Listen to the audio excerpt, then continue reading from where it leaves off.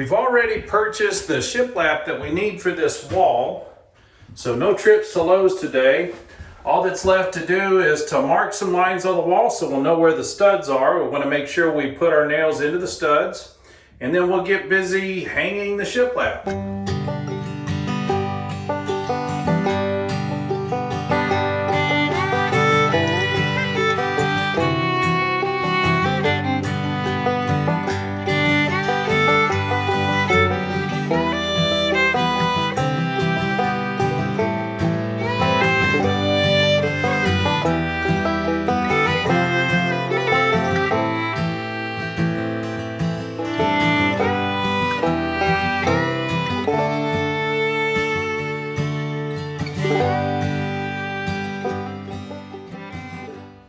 Now we did already put the grout on the floor, so you can see we have a finished floor in here. We didn't shoot video of it because it's not really that exciting watching someone spread peanut butter on the floor and then scrape it back up again. This is a real simple process. Didn't really require a lot of decision making or difficulty. So let's get busy with the shiplap. Step one is to make sure we have the studs marked. We want to make sure when we put the finishing nails into the shiplap that we actually hit the studs. Marty's already come through with a stud finder and found the studs for me. If you don't have a 6-foot level, you do yourself a favor to go out and get one. It makes life a whole lot easier when you got to do straight lines along a long surface. Yes, we're marking on our freshly painted wall, but we're going to cover it all up anyway. The studs should be 16-inch on center. I'm just trying to mark these at approximately where the center of the stud is.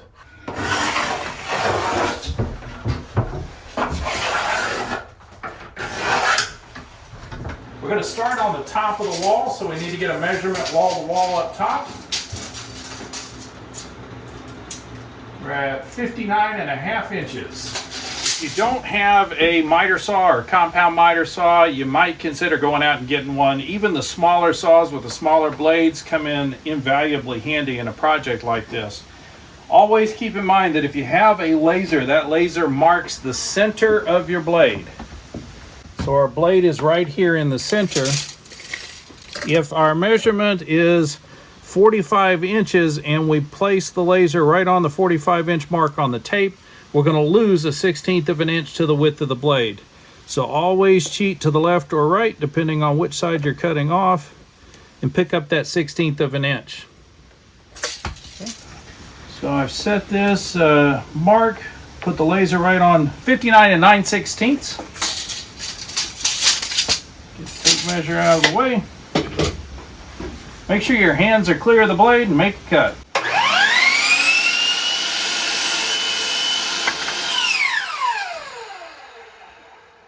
With the shiplap cut, it's just a matter of nailing it up to the wall. We do have a lip or a lap on either side of the board, so they do overlap one another. Sometimes you may want to cut this lap off of the top before you put the top board up. We're going to be trimming the top edge, so we don't really care that it's got this lap on it. So just a matter of getting this in place.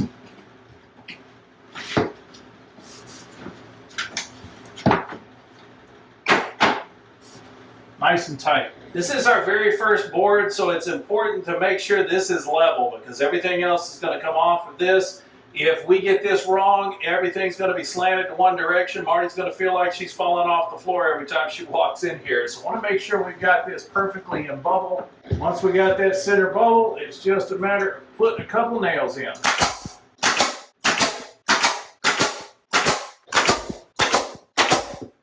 The reason you need to use a level, if you look up in this top corner, you can see that the wall is not perfectly plumb. So without the bullet level to make sure, we could end up with something a little crooked. So don't go off of the walls. Make sure you go off the bubble. The bubble doesn't lie. So we got the first board up. The second board is just the cutoff portion of that board.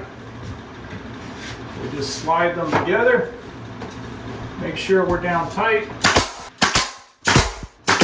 All we need to do now is take a measurement to the wall, and then we'll cut off a piece to fit in here. I really like working with this lap board. The Shiplap that's pre-cut makes things so much easier. When we did this at the depot, we used plywood and used nickels to slide in between the boards to create a gap. But that meant that the board had to be perfectly secured to the stud, which means all of our measurements had to come right onto a stud in order for the wood to stay up on the wall correctly. Because this is tongue and groove and it's lapped one over the other, all we have to do is make sure it stays on the wall and we won't get any weird warping or popping out of the boards. 32 or 23 inches. So we had exactly 23 inches from the wall to that board, so that's the hole we need to fill. But it's actually a little thin on 23, so 23 inches thin. I'm going to be kind to myself and leave myself at least a 1/16 of an inch. The general recommendation is give yourself an 1/8 of an inch play when you're trying to make boards meet up. We are going to put trim down the corner anyway, but I do like to cut things tight. So I'm going to just leave a 1/16 of an inch gap there.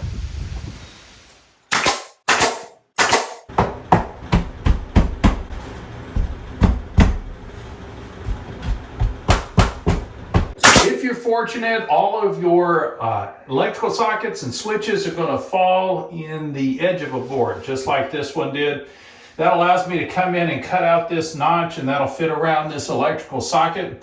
If you end up with one in the middle of the board, it's a little more complicated. You will need a jigsaw either way, but if you end up in the middle of the board, you're going to need a drill as well. You'll drill some holes near the corners, and that'll allow you to get your jigsaw in there to cut the shape out.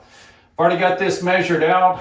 All I did is measure the remainder of the box, which is 1 3/4 inches, subtract that from the total length of the box, and that tells me how deep to cut into this piece of wood. So you just start at one edge. We're going to cut all the way in and kind of round off the corner to get to this back edge. We'll do the same thing from the other side, and then I can easily carve the corners out.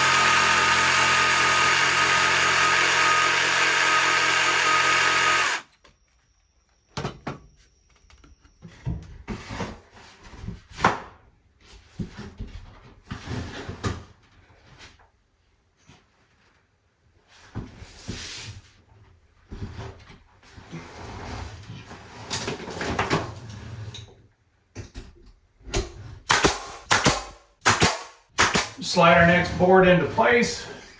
Just going to mark where the cuts line up.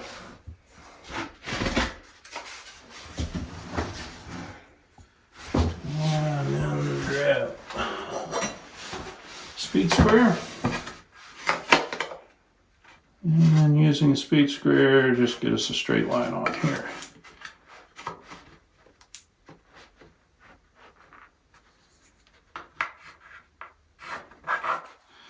Okay.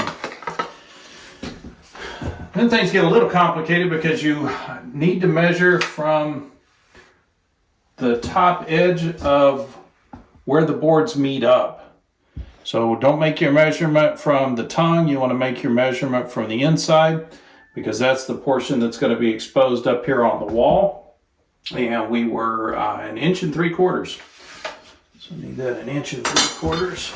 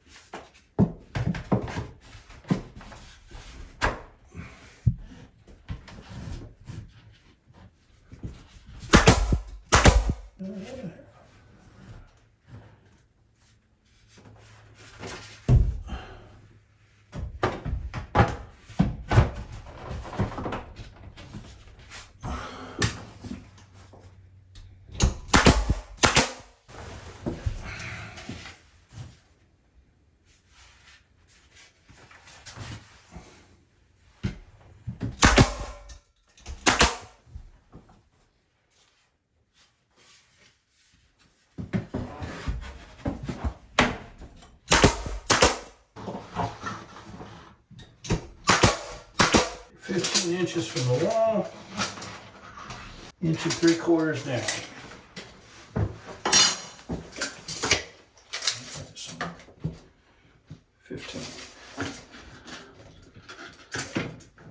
So we're 15 inches in. And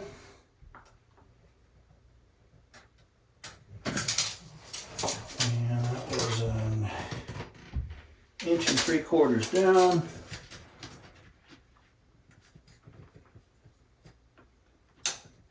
Right about there.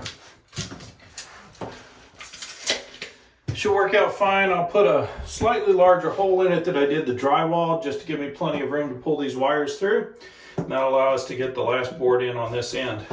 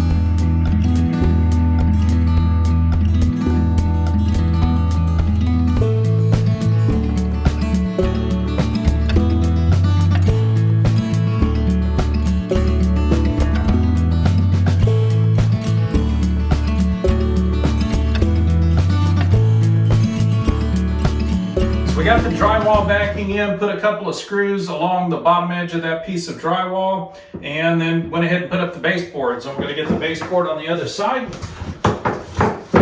Start on one end, make sure that we're level at the corner.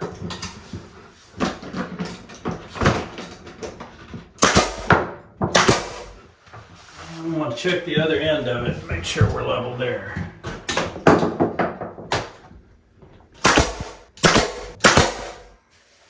Any other small imperfections we'll fix with some DAP and touch up with a little bit of paint. Baseboards are done. Woot. We'll have to come back and finish off the doorway wall once the door is in. You can see we've got quite a gap up at the top of this piece of trim. That gives you a good indication of just how wavy this drywall is. Plus we've got these ridges that cover the gap between the drywall. So it makes it really difficult to get the trim to fit tightly. We've also got all these nail holes that Marty will come back and fill. And then we'll need to get a coat of paint. The paint is not a perfect match for what we chose to paint the shiplap, so we'll have to get some paint on this. We used a square framing around the shiplap in order to create a standoff so that it does stand out as a special piece. And we're all trimmed up. Moving on to hanging some shelves. So Marty got everything dapped up on the trim. She's still got to do a little touch up on the paint, but we're going to go ahead and get the shelving brackets hung up here. Marty wants some shelves in here for hanging decorations. So I'm just getting these things aligned, trying to get them centered up on the wall.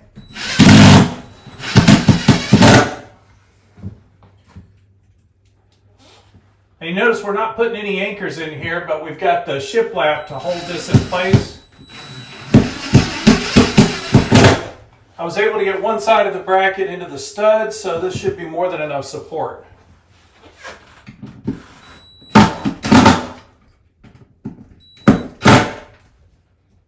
Snug.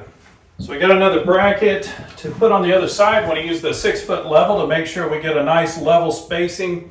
I don't want one end of the shelf higher than the other. Everything would roll off of it. I'm going to use the drill just to get some pilot holes in where they need to be. Yeah. 6-foot levels are very useful tools, but not when you only have a 5-foot space. Sometimes you got to improvise. We'll just use the shelf itself.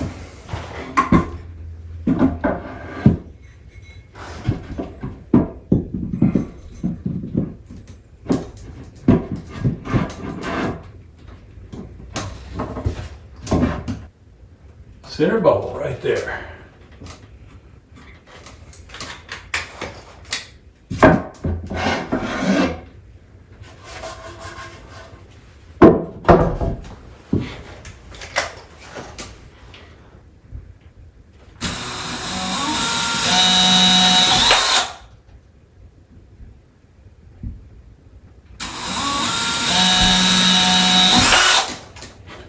Just enough hole for the screw head to fit into. These are pretty heavy duty shelf brackets, so they do have a good bit of weight to them. I don't want to take out too much wood by drilling pilot holes. That would make sure that the screws didn't have enough bite. So we're going to leave most of the wood in there. Now with the holes in place, I should be able to line this up.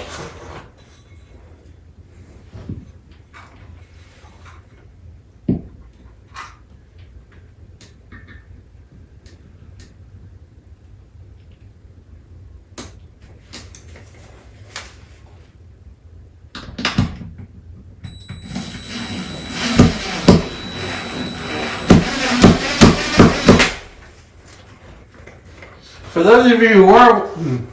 those of you who weren't aware, a little lubrication goes a long way. That's why everybody puts screws in their mouth. A little saliva does a great job of helping that screw run up into the hole nicely.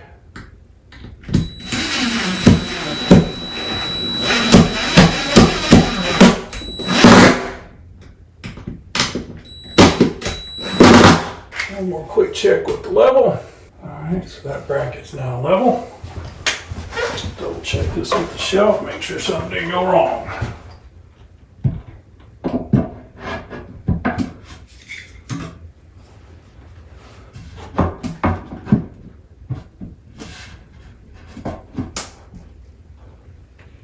Now we're within bubble. Got a little bit of warp in the shelving material. Now that will come out when we put the screws in from underneath the brackets. But I think we're in pretty good shape here.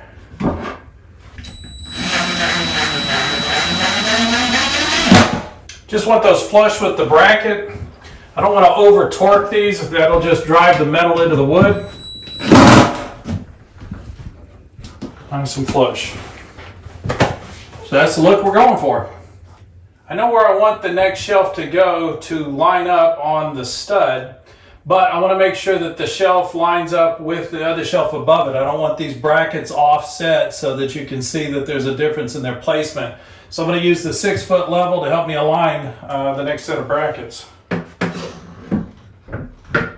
Once that level is dead bubble, then I can simply place the bracket right along the edge of the level, and we're in the right spot. We are dead bubble. Check our alignment with the bracket above it, and we are plumb. Excellent.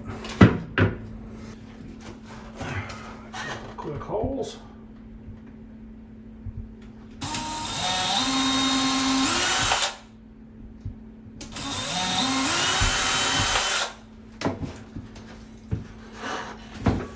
Whenever you're buying batteries, always buy a 2-pack. It's a real pain to have to keep swapping the battery from tool to tool. I do have 2 batteries, the other one's on the charger. Most DIY projects you can get by with just the small battery that comes with the tool that you're buying. But if you're going to be doing a lot of construction work and you know you're going to be using these tools all day long, you want to go with a much larger 6-amp-hour battery. It does make all the difference in the world. You're going to get much better power throughout the day, and it's going to last a lot longer.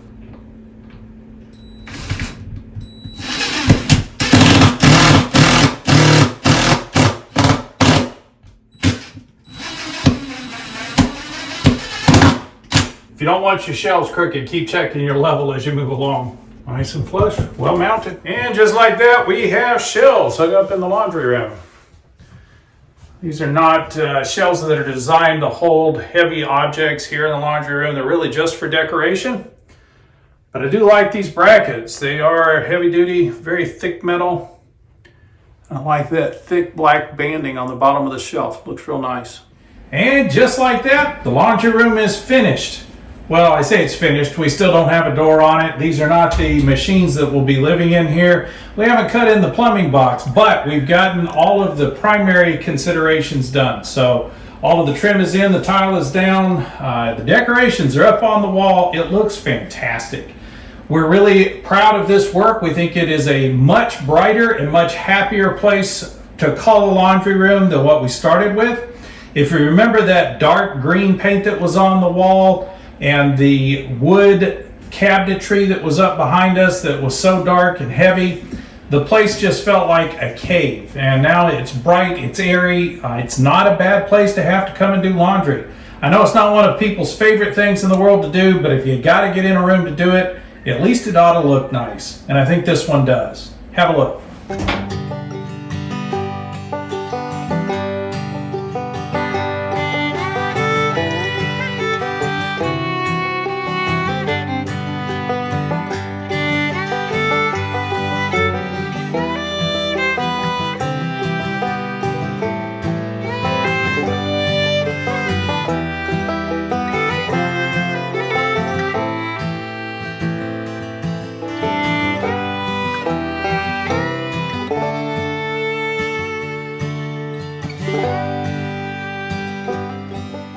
If you've been watching from beginning to end, we do appreciate all of that time that you've put into watching these videos. We hope you've enjoyed them as much as we've enjoyed making them. We do have quite a bit of remodel left to do, so we're going to keep this playlist alive. There's going to be highlights from the rest of the house. Please let us know in the comments if there's any part in particular you're interested in seeing. We need to completely rebuild the kitchen. We're going to install a wood stove in the living room. And we're going to completely move all the walls in the bedroom, redoing the master bedroom and master bathroom in the process.